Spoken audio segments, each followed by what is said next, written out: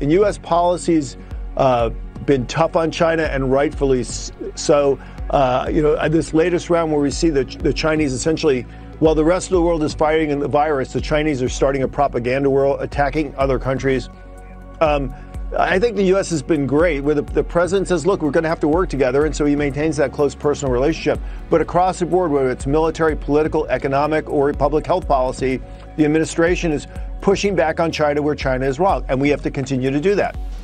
Oh, it's incredible, all the politicking that's gone on and stopping this and moving forward. Look, there are parts of this that I'm concerned about as well. There's $200 billion worth of bailouts for specific industries. Right. And this is very troubling, but there's a lot of good in this as well, including getting aid directly to those people who are impacted in the form of not being able to work. We think that part should be expanded. We have plans for that, but we need to get this moving now, because there are companies that are being forced to lay off workers now through no fault of their own. They're just not allowed to operate.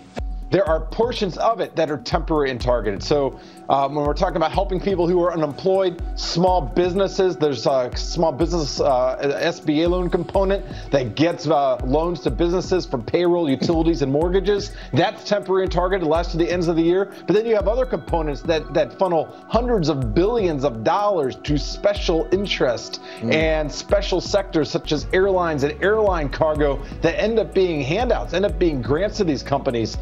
That's not right, and that's certainly not targeted.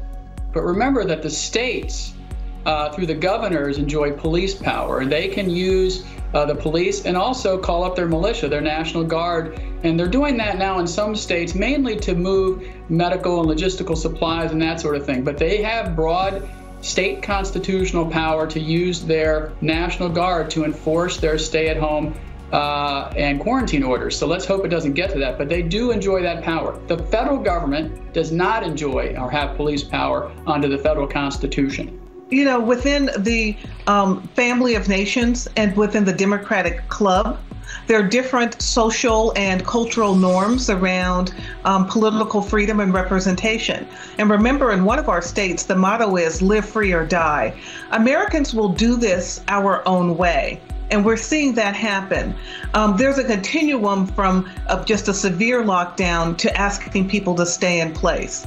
We're asking people to stay in place so that the innovators, the technologists, the medical experts, the government officials can work together in a rapid innovation and try to prototype some activities that will help us get through this process.